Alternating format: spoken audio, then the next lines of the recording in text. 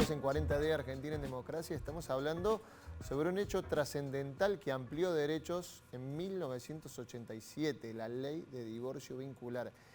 Y decías, Carlos Becerra, exdiputado nacional, exsecretario general de la Presidencia, decías, se llega a la Cámara de Diputados con un consenso social, con un fallo señero de la Corte Suprema en aquel momento de 1986 y también con un consenso social. Eso decías vos, cerrando el bloque pasado. El fallo a de la pesar Corte, de las manifestaciones que había grandes por en Plaza de supuesto, Mayo. hay datos que hoy no se pueden obviar. La expresión de buena parte de la sociedad argentina acompañando las posiciones de la Iglesia Católica y aún no acompañando las posiciones específicas de la Iglesia, sino porque de propia voluntad y por supuesto por vocación se oponían a una modificación central en la legislación del divorcio.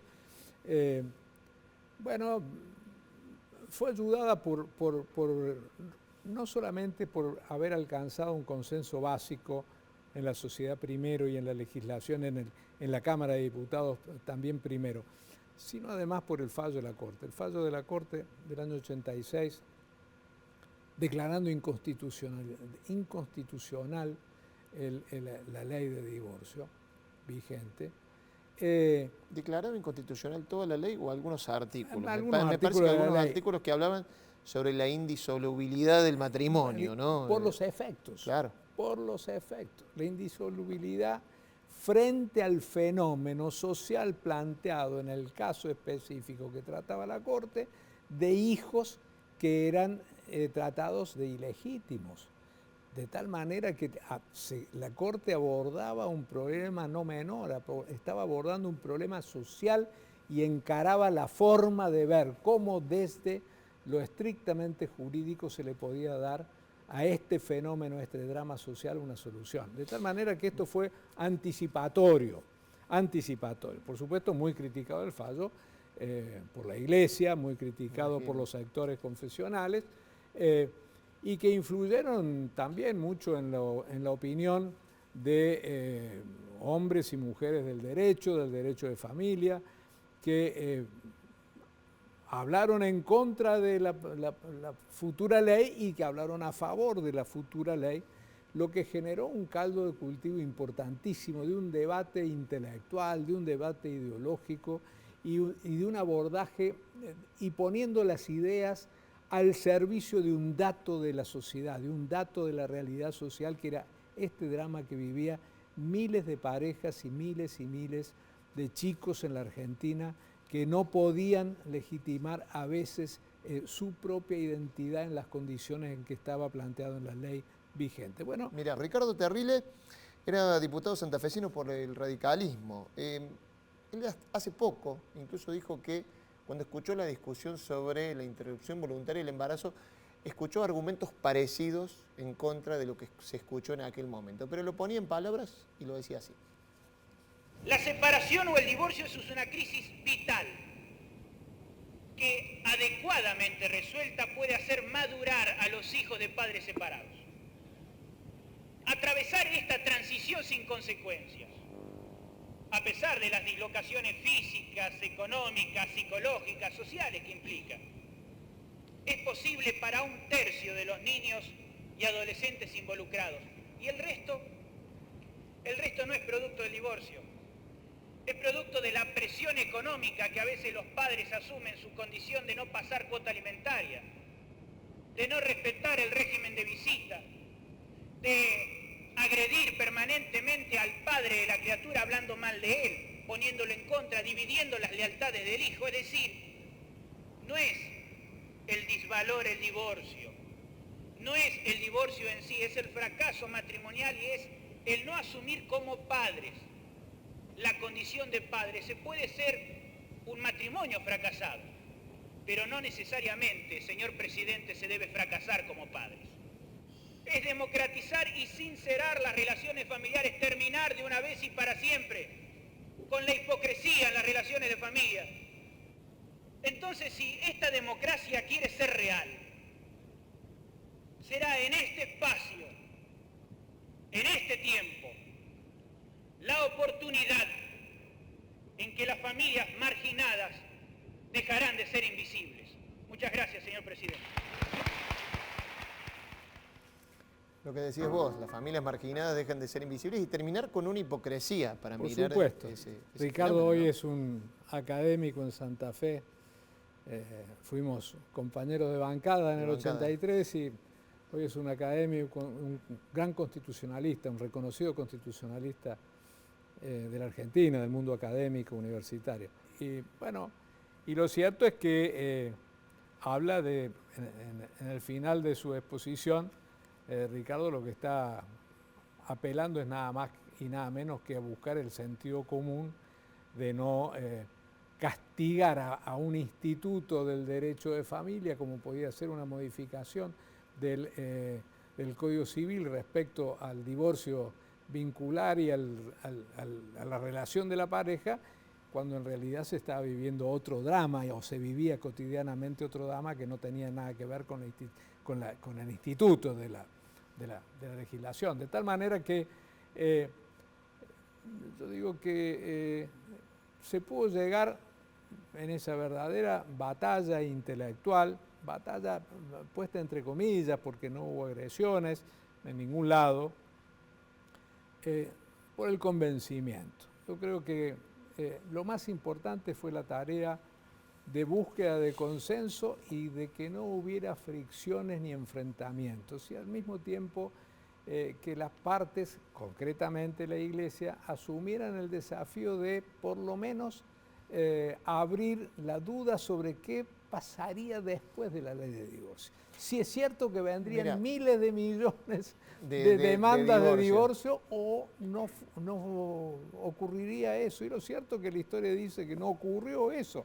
Se normalizaron las relaciones que eran anómalas, las relaciones que no estaban jurídicamente reconocidas. Está bien, pero por ejemplo uno vuelve también a repasar, porque en ese fragmento que separó la producción, uno escucha otros argumentos, Carlos, y la verdad que decía, bueno, si esos eran los argumentos que había en contra, vos dijiste, y lo marcaste bien, era una transversalidad. En todos los partidos sabía quiénes estaban a favor y quiénes estaban en contra, no era una cuestión de un partido u otro.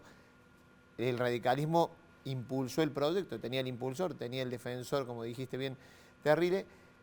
Pero, por ejemplo, yo escucho los argumentos de Alberto Medina, del PJ, que hablaba de la afectación psicológica de los jóvenes, y la verdad que, digo, no me parece cuestiones racionales que puedan entrar en un debate. Mira, lo vamos a escuchar, no eran todos los diputados del PJ, había diputados del PJ que votaban a favor, pero lo vamos a escuchar para que vean, bueno, cómo se daba el debate en aquel momento. Alberto Medina del PJ. Tiene la palabra el señor diputado Alberto Medina. La finalidad que debe tenerse fundamentalmente en cuenta es afianzar la familia, consolidarla y estimularla en su trascendente objetivo social. En un país inmigratorio como el nuestro, que recibe el aporte de las más diversas razas, costumbres y religiones, un elemento se vincula estrechamente con nuestra identidad cultural, vale decir, de nuestra idiosincrasia, de nuestro modo de valorar.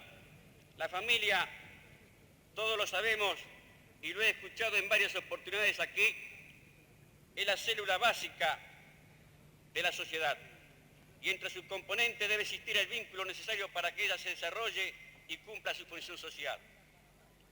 En menores perturbados, hijos de matrimonios divorciados, lejos del cuidado responsable de sus padres, no podemos esperar jóvenes con la serenidad y equilibrios psicológicos imprescindibles para forjar generaciones inmersas en el trabajo fecundo que tanto necesita nuestra patria.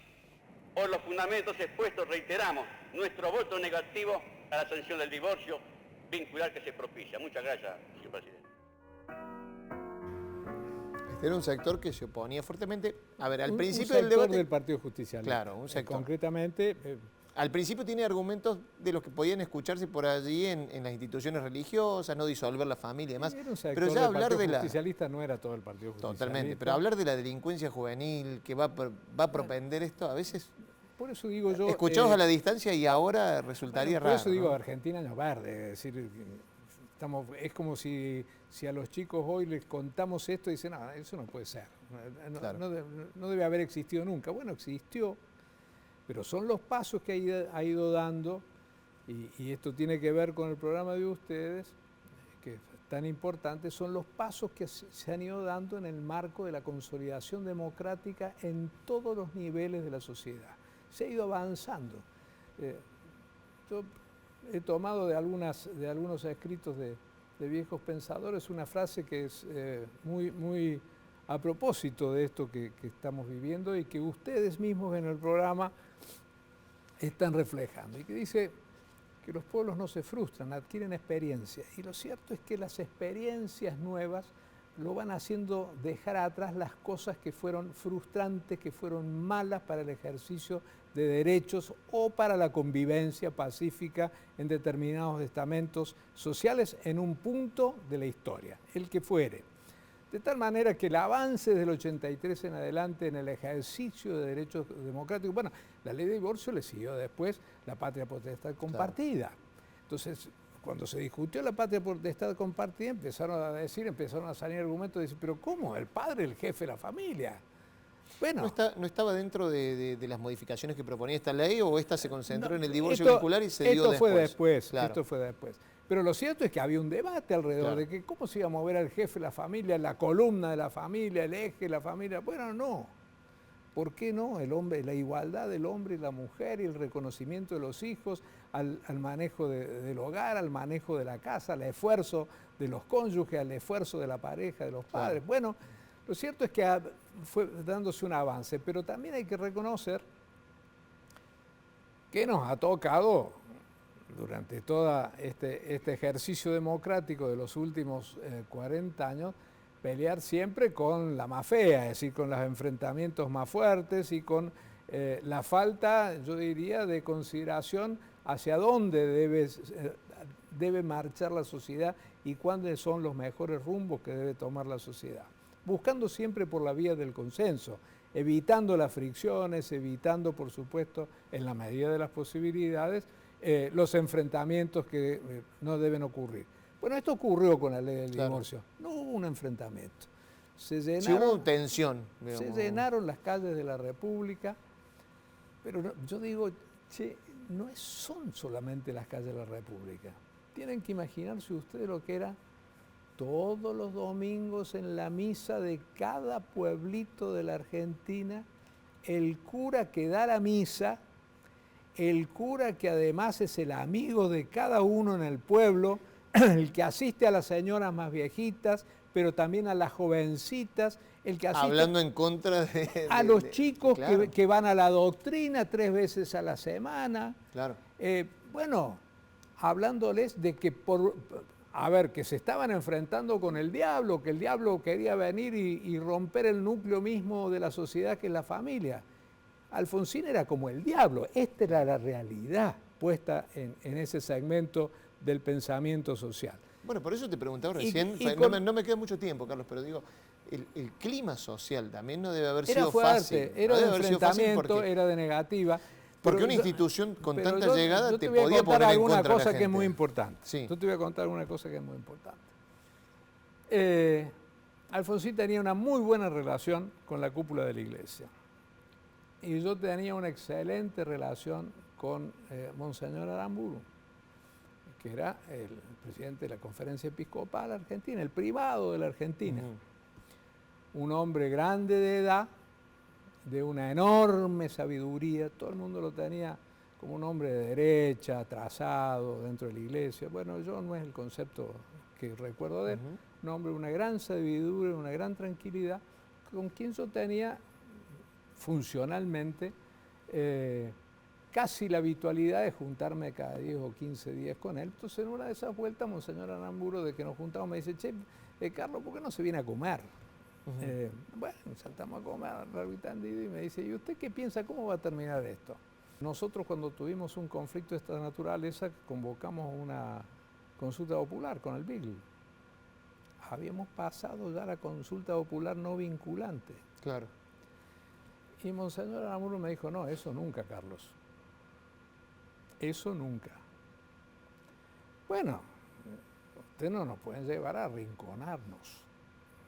Nos están arrinconando todos los fines de semana en cada pueblito de la Argentina. Y Alfonsín quiere consensuar, y el radicalismo quiere consensuar, y el Congreso quiere consensuar. Pero ustedes no están dispuestos a consensuar. Bueno, a esto vamos a tenerle que dar, obviamente, una salida democrática, claro, y consensuada. Piénselo, bueno, a los pocos. ¿Y cómo terminó esa charla? Tan amable como siempre fue el final de esa conversación.